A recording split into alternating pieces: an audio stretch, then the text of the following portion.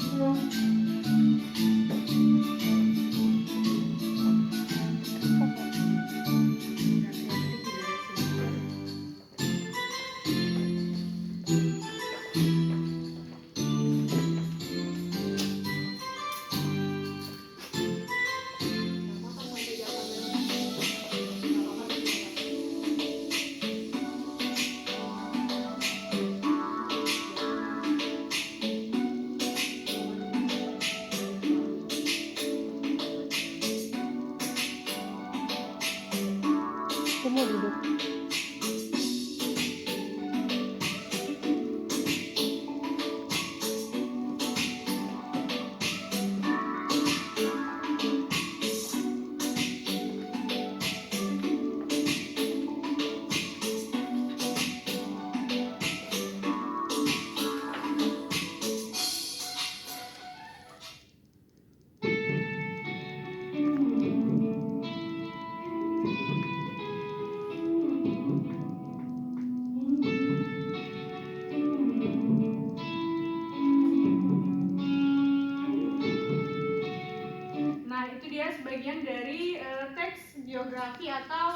perjalanan kisah hidup dari seorang Maudy Ayunda. Dari video itu Ibu mau tanya nih ke kalian, apa sih yang bisa kita ambil, kisah inspiratif apa sih yang bisa kita tiru dari seorang Maudy Ayunda?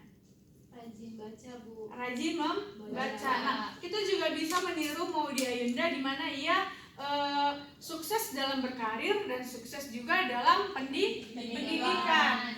Oke, jadi Maudy Ayunda ini bisa kita ambil sebagai sosok inspiratif bagi kita dan kita terapkan di kehidupan sehari-hari begitu ya. Nah, tadi kita udah dengar dari kawan kalian itu pengertian dari teks biografi. Nah, untuk lebih jelasnya lagi teks biografi ini, maka di depan sudah ada pengertian dari teks biografi. Silahkan Kak Ira dibaca, Kak. Teks biografi adalah sebuah jenis karya sastra yang berisi riwayat hidup seseorang yang ditulis oleh orang lain. Umumnya, teks biografi berisi sejarah hidup seseorang sejak lahir hingga saat ini, bahkan sampai tokoh tersebut meninggal dunia.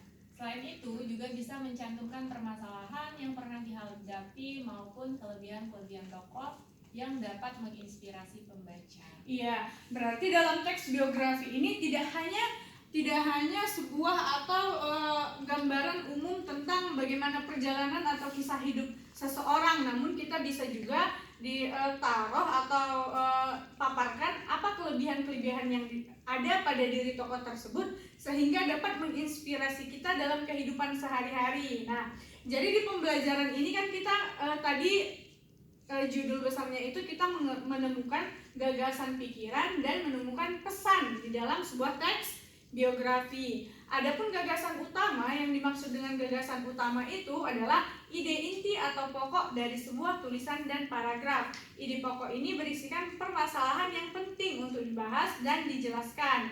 Nah, gagasan utama ini adalah unsur penting yang tidak dapat ditinggalkan. Jika sebuah bacaan tidak memiliki gagasan yang jelas, maka bacaan tersebut akan sulit dipahami dan tidak akan berguna. Nah, dalam paragraf itu pasti mempunyai struktur paragraf, sama seperti pembelajaran yang sudah berlalu yang telah kita pelajari bagaimana cara menyusun teks biografi. Nah, dalam paragraf itu memiliki struktur, yaitu kita berangkat dari pengertian paragraf. Silakan dibacakan paragrafnya apa?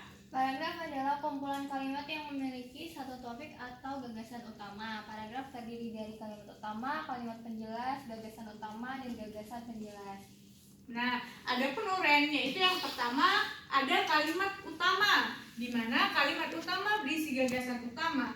Gagasan tersebut bisa disampaikan secara lugas atau tersirat. Yang kedua itu ada gagasan utama ide pokok yang membahas mengenai yang dibahas di dalam paragraf tersebut. Yang ketiga ada kalimat penjelas, kalimat yang isinya berupa penjelasan, uraian, dan rincian dari kalimat utama. Nah, yang terakhir itu ada gagasan penjelas, yaitu ide yang disampaikan tentang gagasan pada pokok dalam kalimat utama.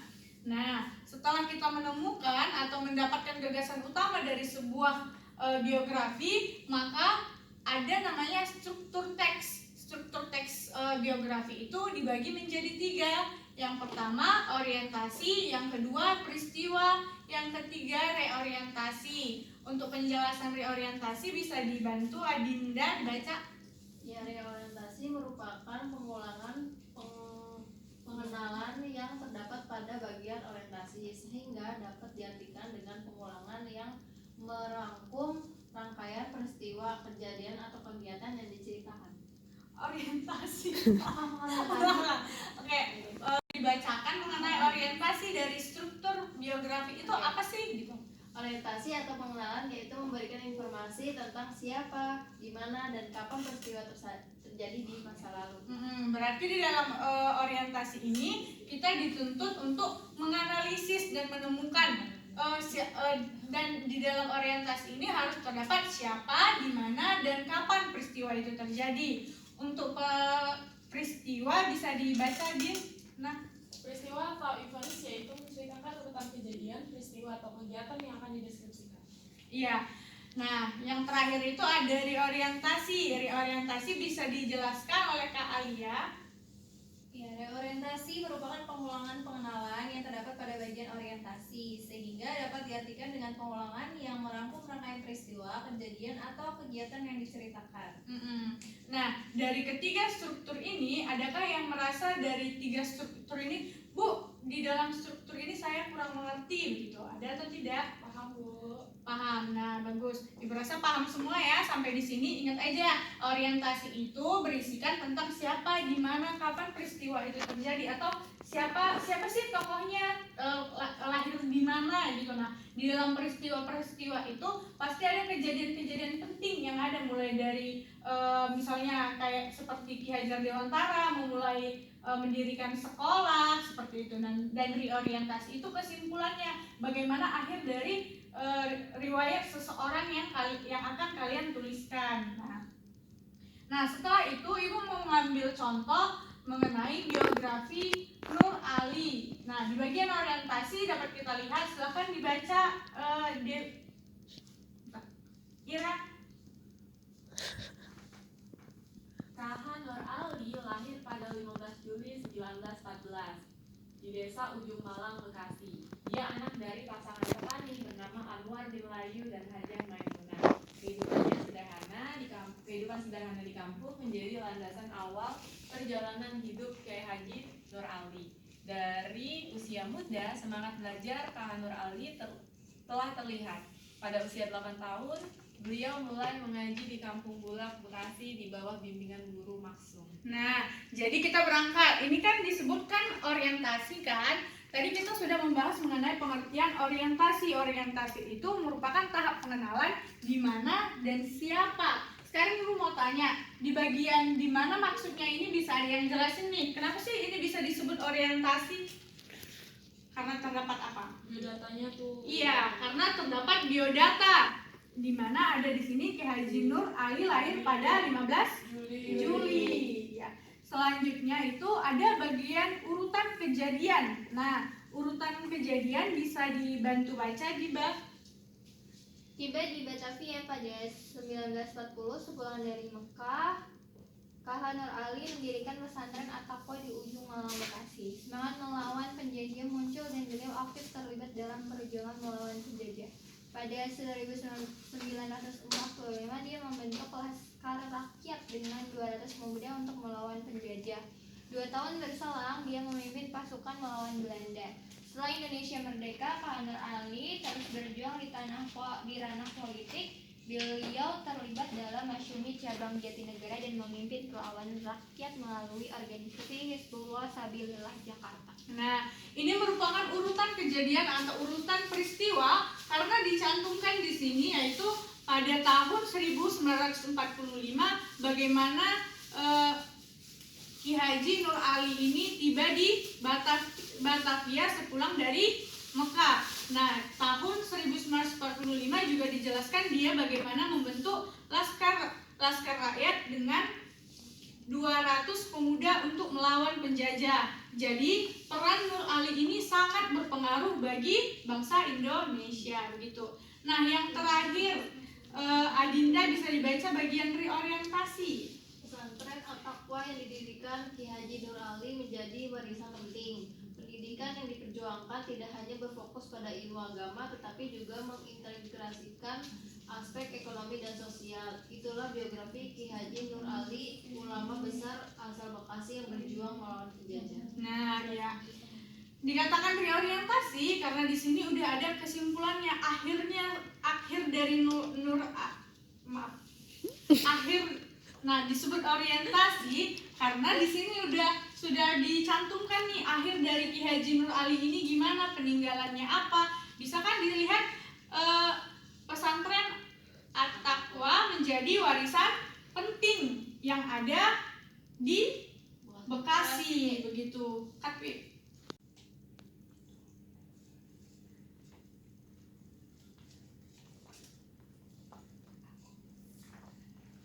nah, setelah kita belajar, Ibu tadi sudah menjelaskan bagaimana struktur dan menemukan gagasan utama mengenai menganalisis teks biografi untuk menemukan gagasan pikiran dan pesan.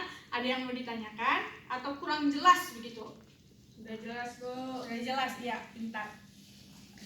Karena sudah jelas, maka kita menjawab soalnya bagaimana Bu? Caranya ngerjainnya gimana? Nah, Ibu kasih ke kalian lembar kerja, di mana kalian di sini akan menentukan strukturnya itu di bagian mana. Ya, kalian tulis di bagian paragraf 1 dan 2, misalnya itu adalah bagian orientasi. 3, 4 adalah peristiwa penting. Ke paragraf selanjutnya adalah reorientasi seperti itu. Nah, Ibu baginya ini kerjanya per individu dan dikumpul minggu depan. Udah, iya kan nggak apa-apa minggu depan gitu aja kan. Udah selesai. Nah, LKPD ini akan Ibu kasih sekarang karena waktu kita tidak cukup, maka ini menjadi tugas di rumah. Untuk minggu depan Ibu akan tagih dan kita akan lanjutkan ke materi selanjutnya gitu.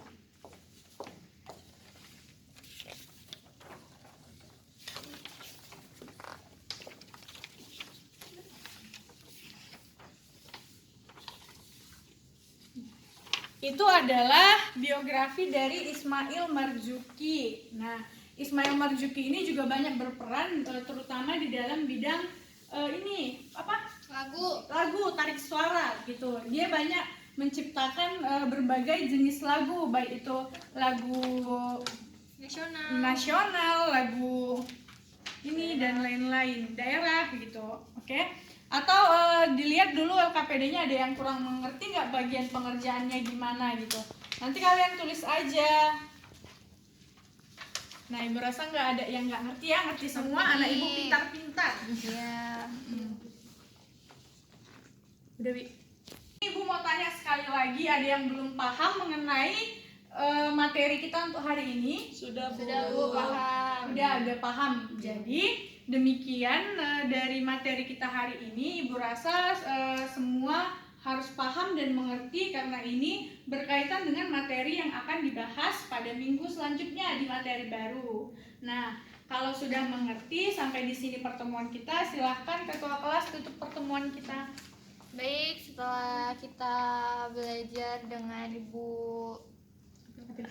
Abel, alangkah baiknya kita berdoa menurut agama dan kepercayaan masing-masing. Berdoa dimulai. Berdoa selesai. Oke, terima kasih. Jangan lupa dikumpulkan besok, minggu depan pas kita masuk, oke? Itu akan menjadi nilai tambahan kalian dan terima kasih. Sama-sama, Ibu.